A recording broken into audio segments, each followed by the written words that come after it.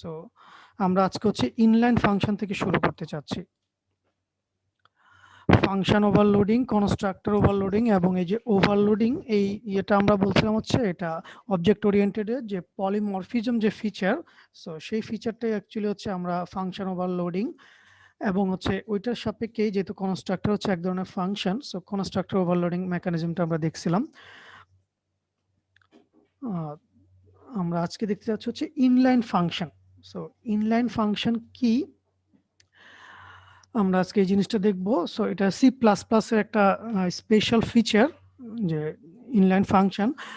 So inline ফাংশনে যে ব্যাপারটা ঘটে, সো নর্মালি আমরা ছোট ছোট ফাংশন লেখার চেষ্টা করি। সো ইনলাইন ফাংশন একটা ফাংশন, ঠিক আছে, বাট তার বৈশিষ্ট্য হচ্ছে প্রথমত হচ্ছে একটা ছোট একটা ফাংশন হবে এবং নর্মালি ফাংশন যেভাবে কাজ করে, ঠিক আছে, যে আমরা ফাংশন কল করি তারপরে হচ্ছে সেটা কাজ করে, এখানে সেই ব্যাপারটা না হয়ে এইখানে হচ্ছে আমাদের যে পুরো প্রোগ্রামের যে কোডটা, সেখানে যেখানে হচ্ছে ফাংশনটা অ্যাকচুয়ালি আমরা কল করছি, সেখানে ফাংশন কলটা না হয় অ্যাকচুয়ালি হচ্ছে ফাংশনের যে কোডটুকু লেখা হয়েছে কোডটুকু হচ্ছে এখানে এক্সপান্ডেড অবস্থায় বসে যায়।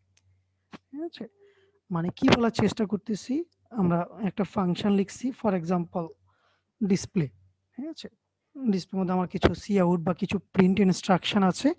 সো এই প্রিন্ট ইনস্ট্রাকশনের যে লাইনগুলো আছে, সি আউটের লাইনগুলো আছে, যে জায়গাটায় আমি কল করেছি ডিসপ্লে ফাংশনটাকে, সো যখনই হচ্ছে কল হচ্ছে নর্মালি ফাংশন কল যেভাবে কাজ করে সেটা না হয়ে এখানে ওই সি আউটের লাইনগুলো মানে কম্পাইলার বসাবে, ঠিক আছে, আমরা হয়তো সেটা দেখবো না। যখন কম্পাইল হবে প্রোগ্রামটা তখন এই line by line cout ইনস্ট্রাকশনগুলো একের পর এক বসে যায়। ঠিক আছে, সো নর্মালি আমরা ফাংশন যেভাবে কাজ করে যে সিস্টেমটা আমরা জেনে আসছি যে সেটা ফাংশন কল হবে, তারপরে হচ্ছে স্ট্যাক পয়েন্টারে গিয়ে স্ট্যাকের মধ্যে গিয়ে হচ্ছে এটার ডাটাগুলো স্টোর হবে, আবার যখন সেটা রিটার্ন করবে সেটা আবার স্ট্যাক থেকে বের হয়ে আসবে। এই যে প্রসিডিউরটা, এর ধরনের কোনো প্রসিডিউর ইনলাইন ফাংশনের ক্ষেত্রে হয় না। ঠিক আছে, সো এই কথাটা এখানে বলা হচ্ছে। So in C plus plus you can create short functions that are not actually called. ঠিক আছে, সো অ্যাকচুয়ালি তারা আর কল হয় না, rather their code is expanded in line at the point of each invocation, মানে যতবার তাদেরকে call করা হচ্ছে ততবারই হচ্ছে তাদের বডিতে যে ইনস্ট্রাকশন গুলো আছে সেই ইনস্ট্রাকশন গুলো হচ্ছে অ্যাকচুয়ালি এক্সপ্যান্ডেড অবস্থায় আমাদের মেইন যে প্রোগ্রাম আছে সেই প্রোগ্রামের মধ্যে একটা পর একটা স্টেটমেন্ট বসে যায় এবং সেগুলো এক্সিকিউশন হয়। So to cause a function to be expanded in line rather than called, precede its definition with the inline keyword. আচ্ছা, সো এরকম একটা ফাংশন বা এরকম একটা ইনলাইন ফাংশন বা কিভাবে তৈরি করতে পারবো, সো জাস্ট যে কোনো একটা ফাংশনের আগে ইনলাইন এই কিওয়ার্ডটুকু জুড়ে দেব। ঠিক আছে, ইনলাইন কিওয়ার্ডটা ফাংশনের আগে তার যে রিটার্ন টাইপ তার আগে ইনলাইন শব্দটা অ্যাড করে দেব, তাহলে সে ফাংশনটা ইনলাইন হয়ে যাবে। ঠিক আছে, সো এইটা হচ্ছে ইনলাইন ফাংশন কিভাবে লিখব সেটা নিয়মটা। এখন কেন আমাদের এরকম একটা ফাংশনের দরকার হলো বা আমরা এরকম একটা মেকানিজমের কথা কেন চিন্তা করতেছি, সো এই কথাটা একটু আগে যেটা বললাম এটা এখানে আরেকটু আমরা ডিসক্রাইব করার চেষ্টা করছি যে নর্মালি ইনলাইন ফাংশন হচ্ছে কি কাজ করে, মানে ফাংশন লিখি আমরা কেন, সেখান থেকে হচ্ছে ইনলাইনের ব্যাপারটা আসছে। আমাদের ফাংশন লেখার মূল উদ্দেশ্যটাই হচ্ছে আমরা কোডটাকে যাতে রিইউজ করতে পারি। ঠিক আছে, সো একটা ফাংশন যদি আমার একটা প্রোগ্রামের মধ্যে যদি 10 বার লেখা 10 বার যদি কল করা লাগে, তার মানে হচ্ছে 10 বার ওই কোডের অংশটুকু বা স্টেটমেন্টগুলোকে আমার লেখার প্রয়োজন হতো, কিন্তু আমরা সেটা না করে জাস্ট ফাংশন কল এক লাইনে হচ্ছে, যেখানে ওই ফাংশনটার ভিতরে আরো হয়তো 10টা লাইন বা 20টা লাইন আছে।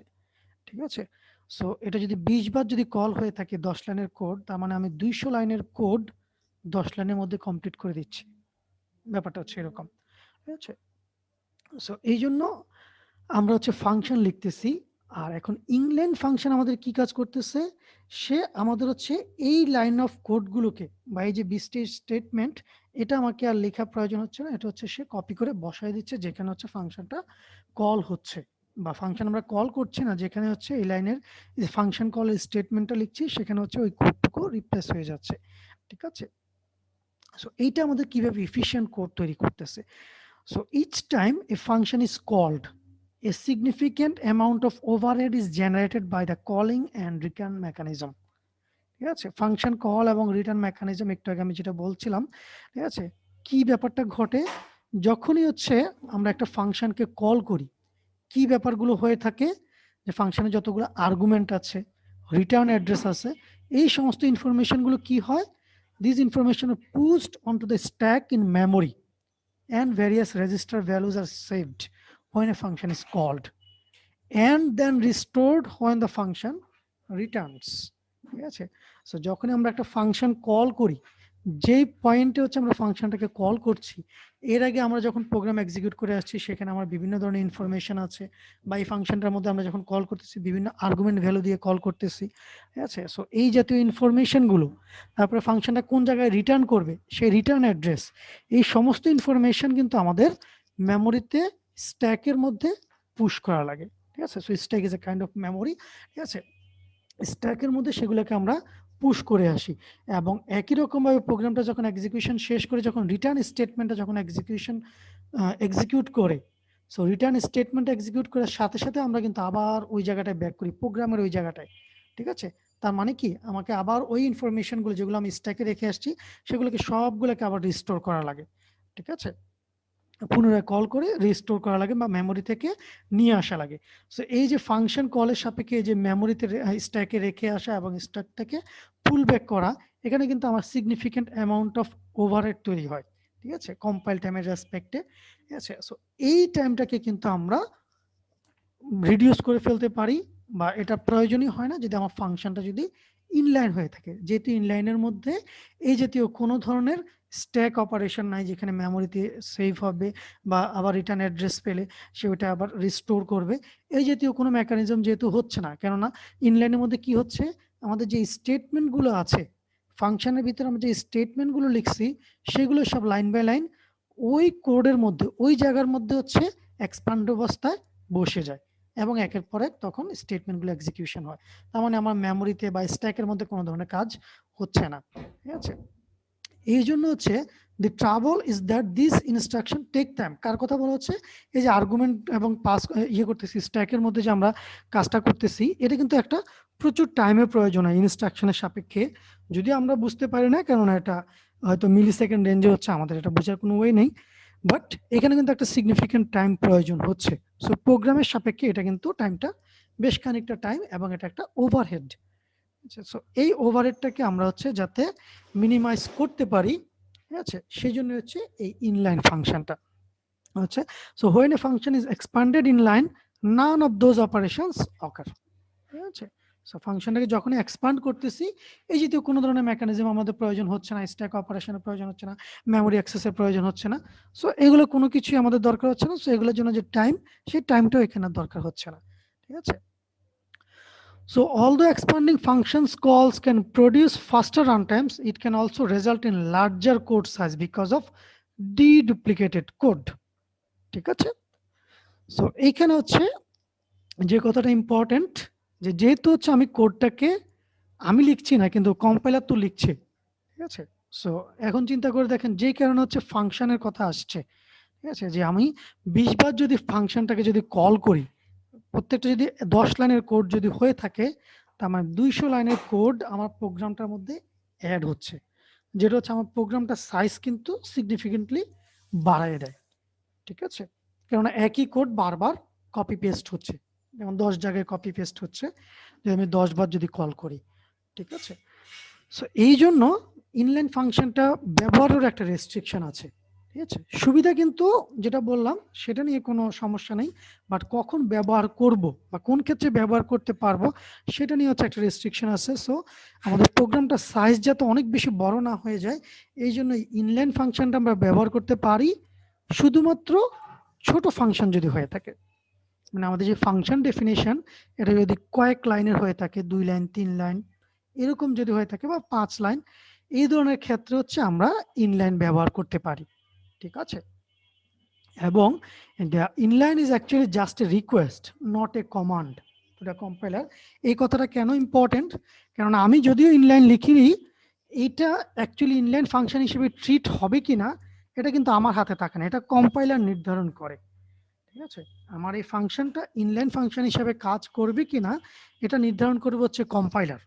ঠিক আছে, সো একটা ফাংশনকে যদি আমি ইনলাইন হিসেবে যদি লিখি তাহলে সেটা ইনলাইন হতেও পারে, নাও হতে পারে। বাট যদি ইনলাইন যদি না লিখি, কিওয়ার্ডটা যদি না এড করি, তাহলে তো সেটা ইনলাইন হচ্ছে না। বাট লিখলেও সেটা ইনলাইন হতেও পারে, নাও হতে পারে, ডিপেন্ড করবে আমার কম্পাইলারের উপর। কম্পাইলার যদি এটাকে যদি ইনলাইন হিসেবে ট্রিট করে তাহলে সেটা একটা ইনলাইন ফাংশন হবে, না হলে সেটা ইনলাইন ফাংশন হবে না। আচ্ছা, the compiler can choose to ignore it. আচ্ছা, so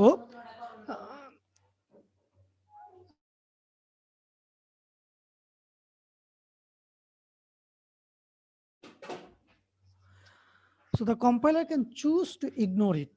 আচ্ছা, সো এই এটা হচ্ছে কমপ্লিটলি কম্পাইলারের কাছে।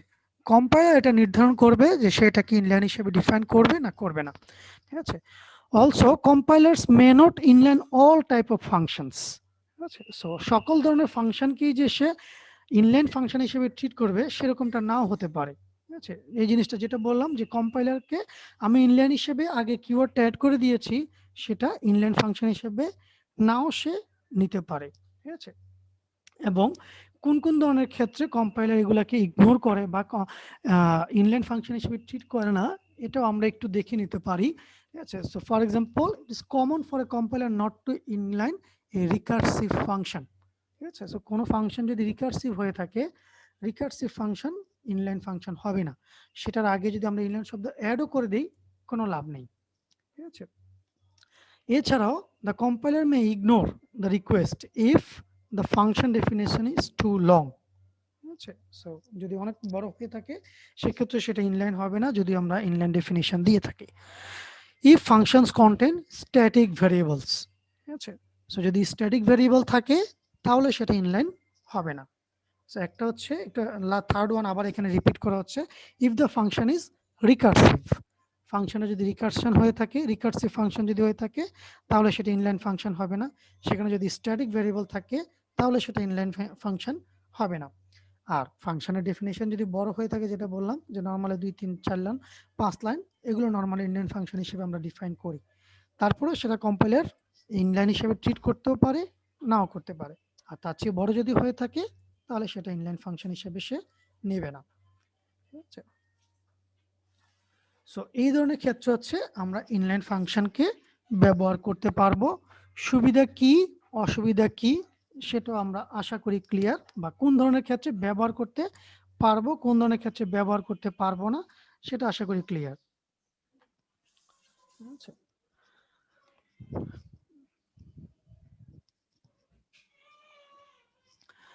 সো ইনলাইন ফাংশনে আরো কিছু ইনফরমেশন জাস্ট হচ্ছে আমাদের সি প্লাস প্লাসের সাপেক্ষে। So it is possible to define short functions completely within a class declaration. So আমরা যখন ক্লাসটাকে ডিক্লেয়ার করতেছি তখনই হচ্ছে আমরা এরকম ছোট ছোট ফাংশন লিখতে পারি আমাদের প্রোগ্রামের সাপেক্ষে। বিভিন্ন যখন আমরা ইনিশিয়ালাইজেশন করি, গেট ফাংশন, সেট ফাংশন তৈরি করি, যেগুলো দিয়ে হচ্ছে ভ্যালু অ্যাক্সেস করার চেষ্টা করি বা ভ্যালু ইনপুট দেওয়ার চেষ্টা করি। ঠিক আছে, সো এই ছোট ছোট ফাংশন আমরা অনেক ক্ষেত্রে দেখি। So when a function is defined inside a class declaration, it is automatically made into an inline function. So এইখানে কথাটুকু important. When a function is defined inside a class declaration, it is automatically made into an inline function. So ফাংশনের ডেফিনেশনটা যদি ছোট হয়ে থাকে শুধুমাত্র তখনই, আমি যদি ইনলাইন শব্দটা যদি নাও ইউজ করি, কম্পাইলার সেটাকে অটোমেটিক্যালি ইনলাইন ফাংশন হিসেবে নিয়ে নেয়।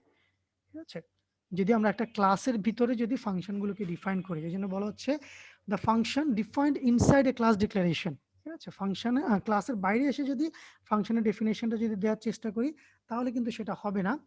শুধুমাত্র ক্লাসের ভিতরে যদি আমরা ডিক্লেয়ার করার চেষ্টা করি এবং সেটা যদি ছোট হয়ে থাকে তখনই সেটা অটোমেটিক্যালি ইনলাইন ফাংশন হিসেবে ট্রিট হবে।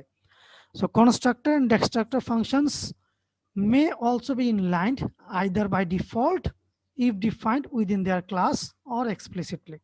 ঠিক আছে, so constructor function normally 2 line বা 3 লাইনের কোড হয়ে থাকে যেখানে হচ্ছে আমরা ইনস্ট্রাকশনগুলোকে ইনিশিয়ালাইজ করার চেষ্টা করি, এবং ডিস্ট্রাক্টর ফাংশন দেখা যায় হয়তো 1 লাইন বা 2 লাইনের ইনস্ট্রাকশন থাকে যেগুলো হচ্ছে আমরা বিভিন্ন ফাংশনকে বা বিভিন্ন ফাইলকে ক্লোজ করার চেষ্টা করি বা কোনো একটা ভ্যারিয়েবলের ভ্যালু মানে 0 করে দিই বা হচ্ছে ভ্যারিয়েবলের ভ্যালু তার ইনিশিয়াল পজিশনে নিয়ে আসি বা যে কোনো ধরনের ক্লোজিং অপারেশন করি ডিস্ট্রাক্টরের মধ্যে।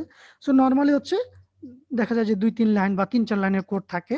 সো এই জন্য বলা হচ্ছে constructor and destructor functions may also be inlined either by default, ঠিক আছে। সো নরমালি তারা ইনলাইন হয়ে যায় যদি আমরা ক্লাসের ভিতরে যদি এগুলোকে ডিক্লেয়ার করি, or if defined within their class or explicitly, ঠিক আছে। সো ক্লাসের ভিতরে যদি ডিফাইন করি তাহলে হতে পারে, অথবা আলাদাভাবে যদি ডিফাইন করি, ঠিক আছে। ক্লাসের বাইরে এসে যদি ডিফাইন করি তাহলে সেক্ষেত্রে আমার এক্সপ্লিসিট ডেফিনিশন দিতে হবে, মানে ইনলাইন কিওয়ার্ডটা অ্যাড করতে হবে। তো সেক্ষেত্রেও তারা ইনলাইন হিসেবে ট্রিট হতে পারে।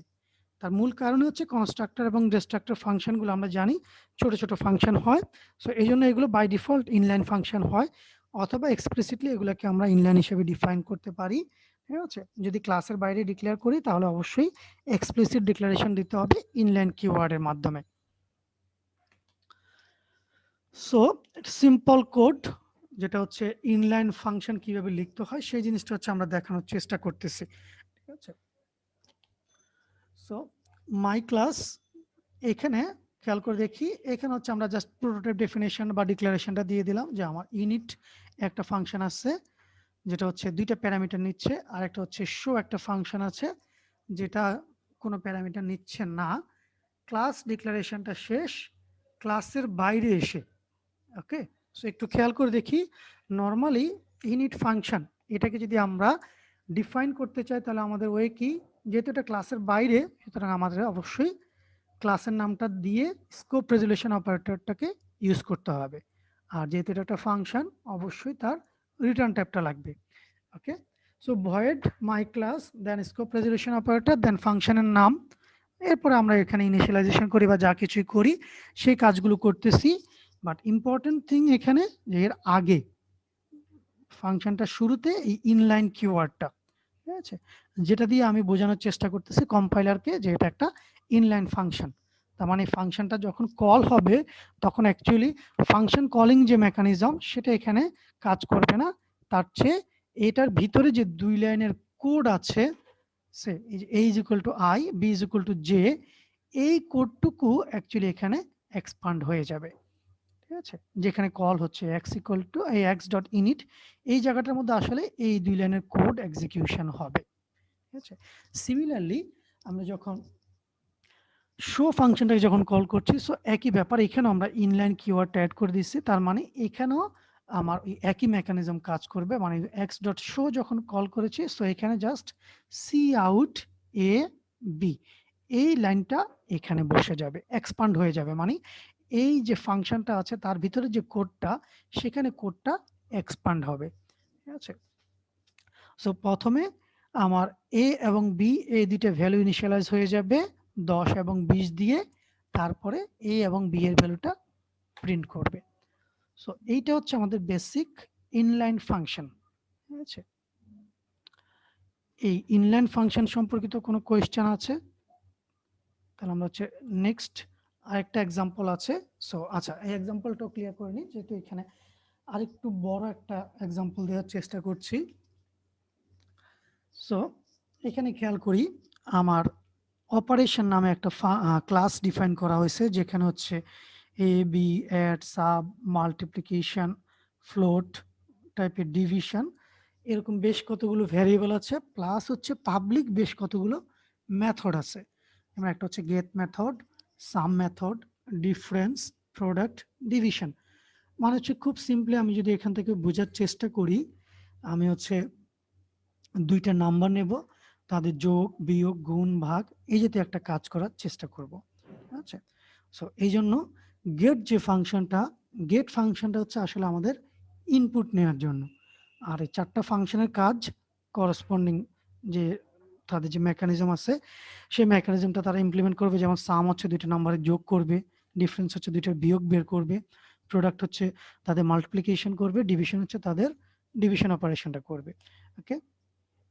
সো এখানে প্রথম যে ফাংশনটা, সো ভয়েড অপারেশন গেট ফাংশনটা এটাকে ইনলাইন করে দিলাম, জাস্ট 2টা নাম্বারকে ইনপুট নিলাম। তারপরে এখানটা খেয়াল করি, একে একে আমি ফাংশনগুলো, এই যে মেইন ফাংশনগুলো সাম, ডিফারেন্স, প্রোডাক্ট, ডিভিশন, এই ফাংশনগুলোকে ডিফাইন করছি। ঠিক আছে, 1টা 2টা 3টা 4টা ফাংশন, বাট ইম্পর্টেন্টলি প্রত্যেকটা ফাংশনই হচ্ছে ইনলাইন। আচ্ছা, 4টা ফাংশনকে আমি ডিফাইন করছি হচ্ছে ইনলাইন হিসেবে। আমরা খেয়াল করে দেখি এখানে জাস্ট 2 লাইনের কোড। প্রথম লাইনটা কি কাজ করতেছে, যোগের অপারেশন, সো যোগ করে সেই ভ্যালুটাকে পরের লাইনে প্রিন্ট করে দিচ্ছে। সিমিলারলি সেকেন্ডটা যদি দেখি, বিয়োগ যেটা ডিফারেন্স ফাংশন যেটা, সো এ এবং বি এর মধ্যেকার যে বিয়োগফল সেটা বের করতেছে এবং সেটাকে প্রিন্ট করে দিচ্ছে।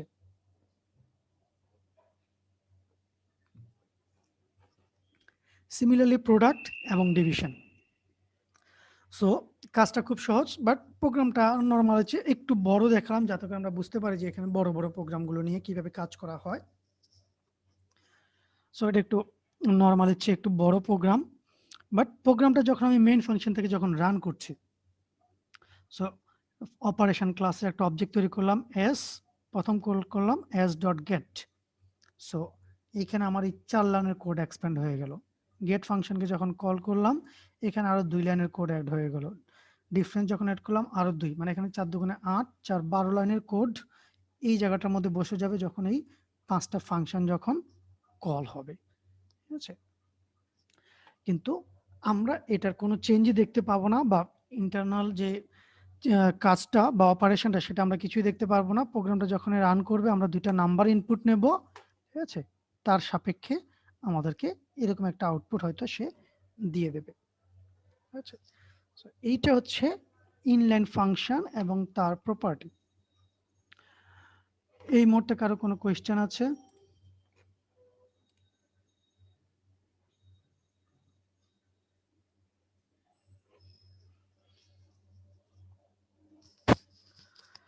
ওকে, সো হোপফুলি কারো কোনো কোয়েশ্চেন নেই, বাট এটা আমাদের জানা লাগবে কখন ব্যবহার করব, সুবিধা কি, রেস্ট্রিকশন কি বা লিমিটেশন কি, কোন ক্ষেত্রে ব্যবহার করা যাবে না, কিভাবে ব্যবহার করা যায়। ওকে,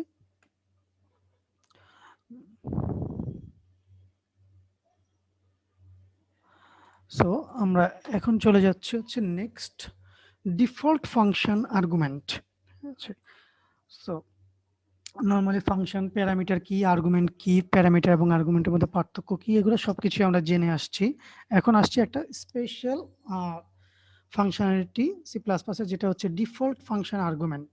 ঠিক আছে, so normally C plus plus allows a function to assign a parameter, যেটাকে আমরা বলছি default value, when no argument corresponding to that parameter is specified in a call to the function। মানে আমরা যখন একটা ফাংশনকে কল করতেছি, ঠিক আছে, যদি কোনো আর্গুমেন্ট যদি না দেই, তার মানে কি আমরা আসলে তার মধ্যে কোনো ভ্যালু দিচ্ছি না। ঠিক আছে, কিন্তু এই ধরনের ক্ষেত্রে সি প্লাস প্লাস আমাদের এই জাতীয় একটা ফাংশনালিটি দিচ্ছে, যদিও আমরা কোনো ধরনের আর্গুমেন্টের মধ্যে কোনো ধরনের ভ্যালু দিচ্ছি না, তারপরেও আমার এই ফাংশনটায় একটা ডিফল্ট ভ্যালু বা একটা ডিফল্ট ইনিশিয়াল ভ্যালু ওই ফাংশনটার মধ্যে ব্যবহার হবে।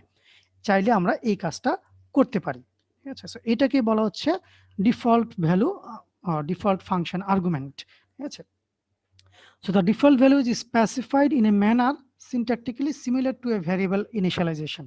সো আমরা মানে হচ্ছে আমরা নরমালি একটা ভেরিয়েবলকে যেভাবে ইনিশিয়ালাইজ করি ওইভাবে হচ্ছে আমরা ডিফল্ট যে ভ্যালুটা আছে বা ডিফল্ট যে আর্গুমেন্টটা আছে সেটা আমরা দিয়ে দিতে পারি। ঠিক আছে, সো ফর এক্সাম্পল এইখানে এই ফাংশন, একটা ফাংশন আমরা লেখার চেষ্টা করছি। ঠিক আছে, এটার মধ্যে নর্মালি আমরা কিভাবে লিখি, যদি তার একটা যদি প্যারামিটার থেকে থাকে ডাবল ডি। ঠিক আছে, এই ফাংশনটা আমরা যদি নর্মাল লিখতাম তাহলে এটা আমরা লিখতাম হচ্ছে এইটুকু। ঠিক আছে, যে এটা একটা প্যারামিটার নিচ্ছে ডাবল ডি, যেটা নিয়ে হয়তো এটার ভিতরে সে কাজ করবে। ঠিক আছে, বাট আমরা এখানে কি করার চেষ্টা করছি, যে সে যদি কোনো ভ্যালু যদি না দেয়, ডি এর জন্য কোনো ভ্যালু যদি সে যদি নাও দেয়, সেটার জন্য সে কাজ করবে, বাট যদি কোনো ভ্যালু যদি না দেয় তাহলে সে এই 0.0 এই ডিফল্ট ভ্যালুটা নিয়ে সে তার কাজ শুরু করবে। আর যদি সে যদি আলাদাভাবে যদি কোনো ভ্যালু যদি দেয় সেটা তো থাকলোই, সেটা দিয়ে সে কাজ করতে পারবে। সো এই কথাটুকু বুঝতে পেরেছি কিনা? যে একটা হচ্ছে নরমালি সে যদি ভ্যালু যদি না দেয় তাহলে হচ্ছে 0.0 এটা দিয়ে হচ্ছে সে এখানে কাজ করবে। আর যদি ভ্যালু যদি আলাদা যদি আর্গুমেন্ট দিয়ে ভিতরে যদি ভ্যালু যদি দিয়ে দেয় তাহলে সেটা দিয়ে সে এখানে কাজ করবে। সো আগের ফাংশনটাই আমরা এখন দুই রকম ভাবে কল করতে পারি, ঠিক আছে? সো প্রথমটা যেটা বললাম যে আমরা double D, so double D এর সাপেক্ষে প্রথম ভ্যালুটা প্রথম ফাংশন কলটা ফাইন, কোনো প্রবলেম নাই, 198.234 এরকম একটা ভ্যালু দিয়ে আমরা সেটাকে কল করতে পারি। বাট এখানে খেয়াল করে দেখবো সেকেন্ড যে ফাংশন কলটা, এবং এটা একটা ভ্যালিড ফাংশন কল, ঠিক আছে? নর্মালি যদি আমি চিন্তা করি তাহলে এটা কিন্তু রং, কারণ আমাদের ফাংশনটা একটা প্যারামিটার আছে, সুতরাং তার অবশ্যই একটা আর্গুমেন্ট যেতে হবে, ঠিক আছে? ফাংশনে যদি আর্গুমেন্ট যদি পাস যদি না করি, ঠিক আছে, তাহলে কিন্তু সেটা একটা এরর, এবং স্টিল এটা একটা এরর তৈরি করবে যদি আমরা এই যে এই অংশটা যদি বাদ দিয়ে দেই, সরি, সো সেক্ষেত্রে কিন্তু আমাদের এই ফাংশন কলটা রং, ঠিক আছে? বাট যেহেতু হচ্ছে আমরা এখানে ডিফল্ট আর্গুমেন্ট ব্যবহার করতেছি, সো আমাদের এই সেকেন্ড ফাংশন কলটা একটা ভ্যালিড ফাংশন কল, এবং এই ভ্যালিড ফাংশন কলের সাপেক্ষে এই সেকেন্ড কলটা দিয়ে যখনই হচ্ছে আমার মাই ফাংশন কল হচ্ছে সাথে সাথে হচ্ছে ডি এর ভ্যালু ইউজ হবে হচ্ছে ওই ফাংশনটার ভিতরে 0.0, সেটা দিয়ে হচ্ছে সে কাজ শুরু করবে, ঠিক আছে? সো এটাকে আমরা বলতেছি হচ্ছে default function argument, default value of A function, ঠিক আছে? সো ডিফল্ট ফাংশন আর্গুমেন্ট ব্যবহার করার ক্ষেত্রে আমাদের বেশ কিছু রুলস আছে, সেই রুলগুলো একটু খেয়াল করে নিন। So when you are creating functions that have default argument, the default values must be specified only once, ঠিক আছে? মানে যখনই আমরা কোনো ফাংশনের ক্ষেত্রে ডিফল্ট ভ্যালু আর্গুমেন্ট ব্যবহার করতেছি, এটা হচ্ছে আমরা এই যে ডিফল্ট ভ্যালুটা এটা একবারই হচ্ছে ব্যবহার করতে পারবো, ঠিক আছে? and that must be the first time the function is declared within the file, ঠিক আছে? মানে আমরা যখন ফাংশনটাকে ডিক্লেয়ার করতেছি তখনই হচ্ছে এই ডিফল্ট ভ্যালুটা আমাদেরকে প্রোভাইড করে দিয়ে দিতে হবে। অন্য কোনো জায়গায় পরবর্তীতে আবার যদি বলি যে বা চিন্তা যদি করি যে এটাকে ডিফল্ট ভ্যালু হিসেবে ব্যবহার করব, সেটা পসিবল না, ঠিক আছে? সো এটা একবারই আমরা ব্যবহার করতে পারবো বা একবারই এটাকে ডিক্লেয়ার করে দিতে হবে, এবং সেটা যখনই হচ্ছে ফাংশনটা লিখতেছি তখনই হচ্ছে তার ডিফল্ট ভ্যালুটা আমাদেরকে প্রোভাইড করে দিতে হবে। All parameters that take default values must appear to the right of those that do not. So এটা খুবই খুবই খুবই ইম্পর্টেন্ট যে আমরা যদি ফাংশনে যদি ডিফল্ট ভ্যালু আর্গুমেন্ট যদি ব্যবহার করি তাহলে অবশ্যই যাদের ডিফল্ট ভ্যালু আর্গুমেন্ট হিসেবে প্রোভাইড করতেছি তারা অবশ্যই আমাদের যে সমস্ত প্যারামিটারের কোনো ডিফল্ট ভ্যালু নেই তাদের ডান পাশে বসবে, ঠিক আছে? মানে আমার একটা ফাংশনের মধ্যে যদি 4টা প্যারামিটার যদি থেকে থাকে, তাদের মধ্যে 2টার যদি ডিফল্ট ভ্যালু থাকে আর 2টা যদি না থাকে, তাহলে যেই 2টার নাই সেই 2টা প্রথমে মানে বাম সাইডে বসবে, তারপরে যেই 2টা ডিফল্ট ভ্যালু দিচ্ছি তারা হচ্ছে ডান পাশে বসবে, ঠিক আছে? সো এই কথাটা এখানে বলা হচ্ছে all parameters that take default values must appear to the right of those that do not, মানে that do not বলতে যাদের ডিফল্ট ভ্যালু নেই। So once you begin to define parameters that take default values, you cannot specify a non-defaulting parameter. So just আগের কথাটাকে repeat করা হচ্ছে অন্যভাবে, যে আমরা যদি একবার যদি যাদের ডিফল্ট ভ্যালু আছে এরকম প্যারামিটার যদি আমরা ডিফাইন করা শুরু করি, তারপরে কিন্তু এরকম আর কোনো প্যারামিটার ডিফাইন করতে পারবো না যাদের ডিফল্ট ভ্যালু নাই, সেক্ষেত্রে সেটা আমার এরর তৈরি করবে। And third important thing is you can also use default parameters in an object's constructor.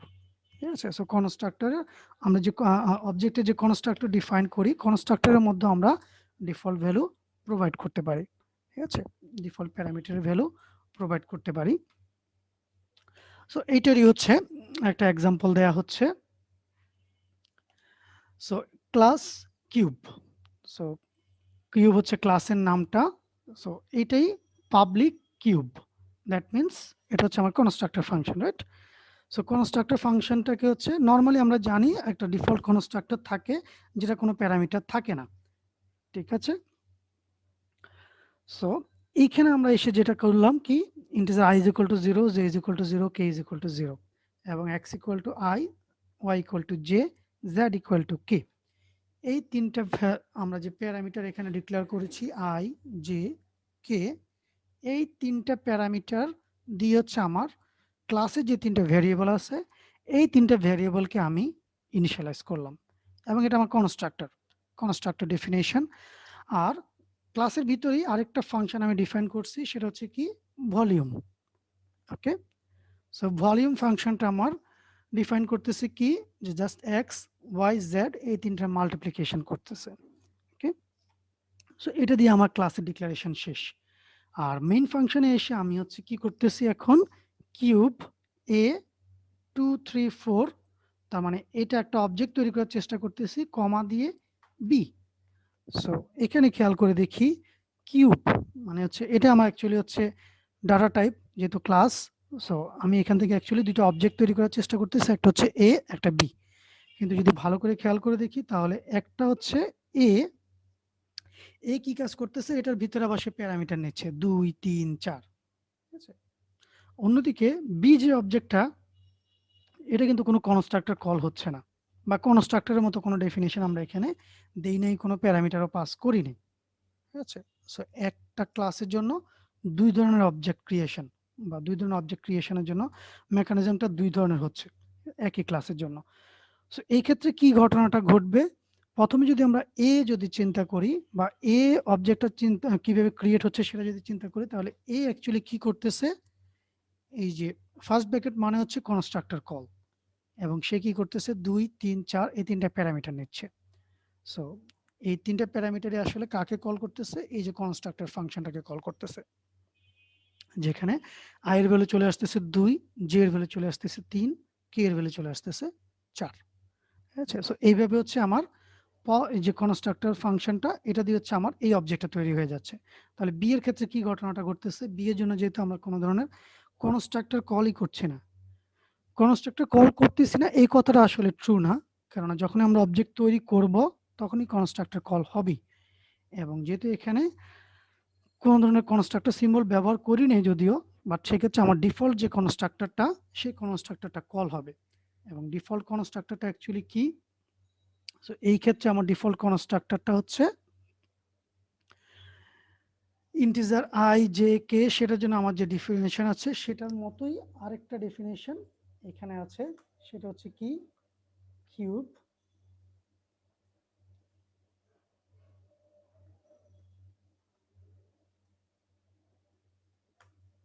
So এইরকম একটা ডেফিনেশন আছে, যেটা হচ্ছে এই মুহূর্তে আমরা এখানে লিখছি না কারণ এটা ডিফল্ট থাকে।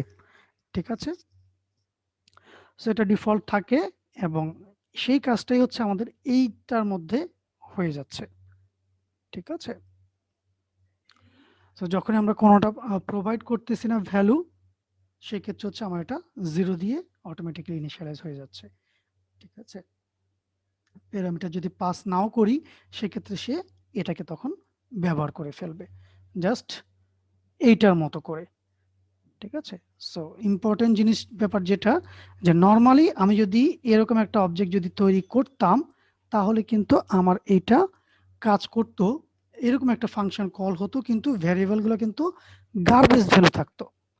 ঠিক আছে, এক্স ওয়াই জেড এদের ভ্যালুটা হতো গার্বেজ ভ্যালু, বাট এই ডেফিনেশনটার কারণে এখন আর আমার এটাকে আলাদাভাবে ডিফাইন করা লাগছে না, বা এইটা ডিফাইন করার কারণে আমার এখন বি যখন আমি এইভাবে লিখতেছি আমার কল হয়ে যাচ্ছে এই ফাংশনটাই, এবং সেক্ষেত্রে আমার ডিফল্ট ভ্যালু ব্যবহার হচ্ছে 0 0 0, যার এগেনস্টে আমার এখানে ভলিউমটা রিটার্ন করবে হচ্ছে এক্স ওয়াই জেড এর 0 0 0 মাল্টিপ্লিকেশন করলে 0। সো এইটা হচ্ছে আমার ডিফল্ট ভ্যালু। সো এই জিনিসটা হচ্ছে আমরা একটু করে দেখব, এটা এই লেকচারটা আমরা গতদিন শেষ করতে পারি নাই, সো এটা শেষ করলাম। আমরা পরের লেকচারটাতে যাওয়ার আগে জাস্ট হচ্ছে এই জিনিসটা যে কথাটুকু বললাম একটু কোডটার মধ্যে দেখার চেষ্টা করব যে কি ঘটনা ঘটে।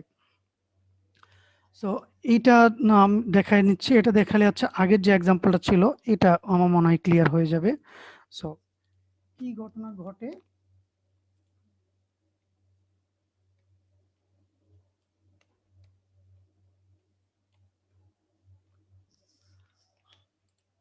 আপনাদের কাছে আমার কোড বক্স উইন্ডো কি দেখা যাচ্ছে? ইয়েস স্যার, হ্যাঁ দেখা যাচ্ছে। ওকে, আমি জাস্ট কপি পেস্ট করে নিয়ে চলে আসতেছি।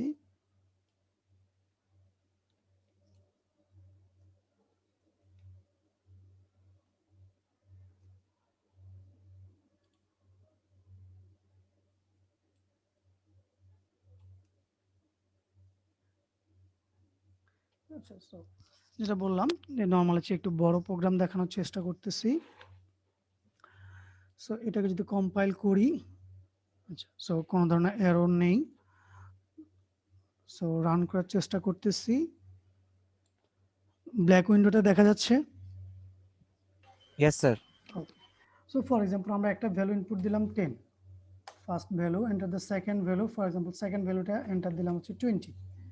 সো তার সাপেক্ষে so addition of two numbers 30, difference of two numbers minus 10, product of two numbers 200, division of two number is 0। আচ্ছা, একটু খেয়াল করে দেখি যে এক্সিকিউশনটা হয়েছে। সো প্রথম কাজটা কি হয়েছে? অপারেশন, ঠিক আছে, ইনলাইন ফাংশন এটা বললো, সে ফার্স্ট হচ্ছে গেট ফাংশনটাকে কল করছে, অবজেক্ট তৈরি করেই তার সাপেক্ষে গেট ফাংশনটাকে কল করছে। গেট ফাংশনটা এই কাজটুকু করেছে। কি কাজ করছে? আমাদেরকে এন্টার ফার্স্ট ভ্যালু, এই প্রম্পটটা দিছে, আমরা একটা ভ্যালু ইনপুট দিছি, সেটাকে এর মধ্যে অ্যাসাইন করছে। তারপরে আবার সে এন্টার দেওয়ার সাথে সাথে সে দ্বিতীয় নাম্বারটা নেওয়ার জন্য আমাদের প্রম্পট দিছে যে এন্টার সেকেন্ড ভ্যালু, আমরা সেখানে 20 দিলাম, সে এন্টার দিলাম, দেওয়ার পরই কিন্তু সেই ফাংশন থেকে বের হয়ে আসছে। তো এখানে খেয়াল করার বিষয় যেটা যেটা আমরা মানে ইনলাইন শব্দটা দিয়ে যেটা বোঝানোর চেষ্টা করতেছি, যে এই ফাংশনের কোডটুকু এইখানে হচ্ছে, আমি যদি এই কোডটুকু যদি লিখতাম,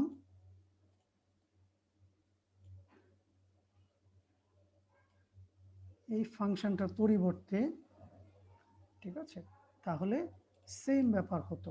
যদি এটা এখানে করতে পারবো না, যেহেতু এস হচ্ছে আমার প্রাইভেট, ঠিক আছে, এখানে এস ডট বি এরকম ভাবে হচ্ছে সেটা চলে যেত। সো এস অবজেক্টের এর মধ্যে চলে যেত, বি এর মধ্যে চলে যেত, বা অ্যাকচুয়ালি হচ্ছে এইভাবে হচ্ছে প্রোগ্রামটা যখন রান হবে তখন কাজটা এরকম ভাবে হবে। ওকে, প্রত্যেকটার জন্য তখন হচ্ছে আমার এই কাজটুকু করবে সে। সো এইটা হচ্ছে আমরা যেটা বললাম যে ইনলাইন ফাংশন প্রত্যেকটার জন্য। সো এইখানে সে তারপরে হচ্ছে সামের কাজটা করছে, এ প্লাস বি কে অ্যাড করছে এবং এ প্লাস বি এর যে সামটা বা অ্যাড সেটাকে সে প্রিন্ট করে দিছে, ঠিক আছে। সো এখানে এ প্লাস বি তার সামটা আমি প্রিন্ট করতে পারি, অথবা অ্যাডের ভ্যালুটাও সরাসরি প্রিন্ট করে দিতে পারি। তো সেক্ষেত্রে সেম আউটপুট আসবে, বা প্রত্যেকটা ক্ষেত্রে তখন একই ধরনের কাজ করবে।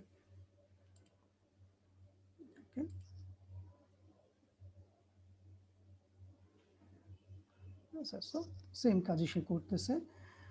সো ইম্পর্টেন্ট ব্যাপার হচ্ছে প্রোগ্রামটা কতটুকু টাইম লাগতেছে, এটা হচ্ছে আমরা তখন দেখতে পারবো। যেটা রান করতে প্রায় বলতেছে কত, 9 সেকেন্ডের মতো আমাদের লাগতেছে। বাট এটা যদি ইনলাইন না করে আমরা যদি নর্মাল অপারেশন যদি করি,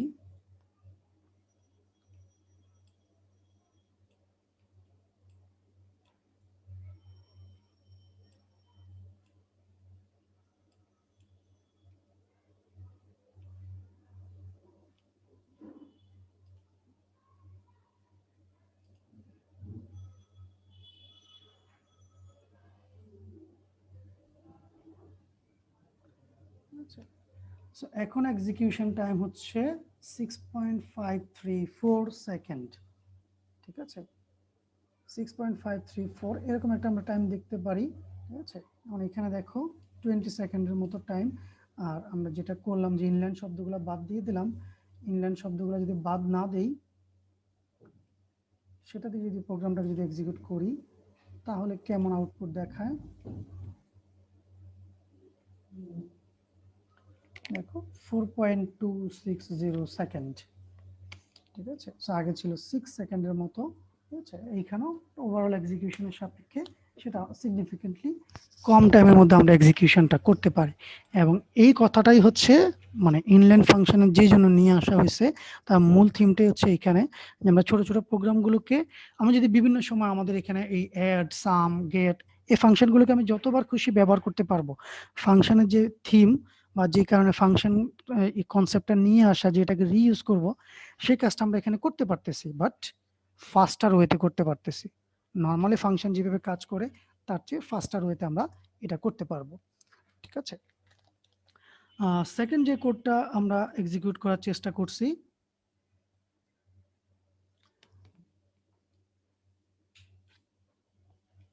এটাকেও দেখি।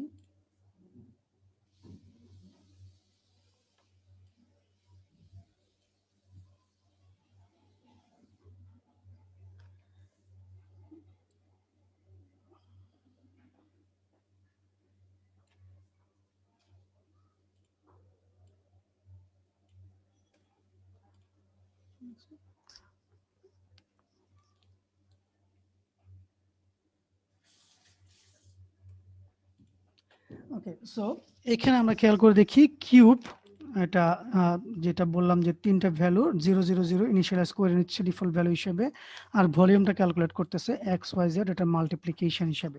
ঠিক আছে, সো এটা নর্মালি আমরা রান করলে কোনো ধরনের এরো ছাড়াই হচ্ছে আমরা আউটপুটটা পাচ্ছি। একটা হচ্ছে 24 আর একটা হচ্ছে 0। ঠিক আছে, এখন খেয়াল করে দেখি 24 আসছে 2 3 4, এটার মাল্টিপ্লিকেশন হিসেবে 0 চলে আসছে। এখন একটু খেয়াল করে দেখি, আমরা যদি ডিফল্ট ভ্যালু যদি ব্যবহার যদি না করতাম, ঠিক আছে, integer i is equal to 0, যে এরকম কোনো ভ্যালু দিলাম না, k equal to 0, এরকম কোনো ভ্যালু আমরা দিলাম না। ওকে, এবং এটার সাপেক্ষে হচ্ছে আমরা যদি রান করার চেষ্টা যদি করি, আচ্ছা, সাথে সাথে আমার এখানে এরর চলে আসছে। প্রথম কথা, সেটা কি কারণে? কেননা আমরা এই যে বি অবজেক্টটা আমরা কিন্তু এখানে সে প্যারামিটার দিয়ে ডিফাইন্ড। ঠিক আছে, সো সে কিন্তু এখন আর এটাকে ব্যবহার করতে পারতেছে না। সো আমি আরেকটু কাজ করি, এখন আরেকটা কিউবের ডেফিনিশনটা দিই। সো এই ডেফিনিশনটা অ্যাকচুয়ালি কি কাজ করতেছে, একটা ব্ল্যাঙ্ক ডেফিনিশন কিউবের জন্য। ঠিক আছে, যেখানে কোনো ধরনের ইনিশিয়ালাইজেশন হচ্ছে না, এবং এখানে যখন ফাংশনটাকে কল করতেছি এরকমভাবে হচ্ছে কল করে দিচ্ছি, মানে অবজেক্ট তৈরি হয়ে যাচ্ছে। সো এখন যদি রান করি, সরি, বি ডট ভলিউম, ঠিক আছে, এখন খেয়াল করে দেখেন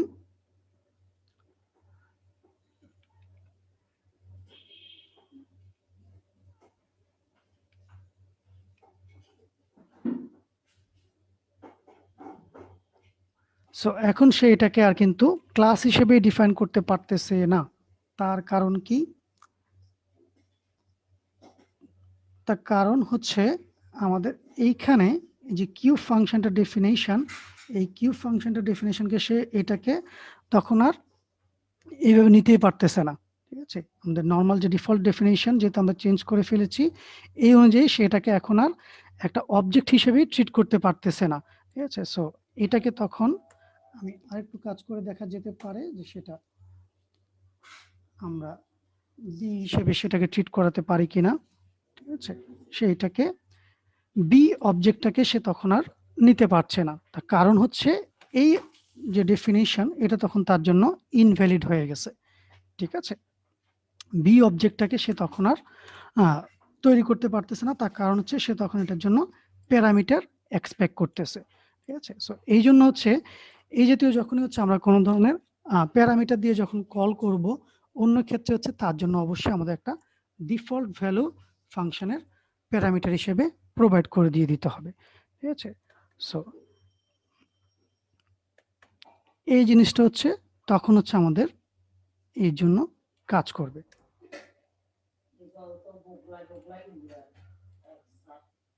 ঠিক আছে, তো সেক্ষেত্রে তখন হচ্ছে আমরা তার জন্য আউটপুটটা পাবো।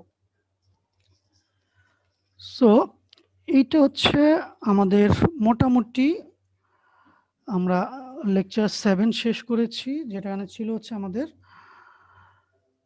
Function overloading, constructor overloading, inline function, default value argument, এই টপিকটুকু আমি আজকে নতুন টপিকে শুরু করতেছি না, যদিও চিন্তা করেছিলাম যে আজকে হচ্ছে আমরা অবজেক্ট কিভাবে হচ্ছে রিটার্ন করা যায়, অবজেক্ট কিভাবে পাস করা যায় সেটা শুরু করব, বাট আজকে শুরু করছি না, নেক্সট ক্লাসে শুরু হবে। নেক্সট ক্লাস হচ্ছে আমাদের আগামীকালকে, তাই তো?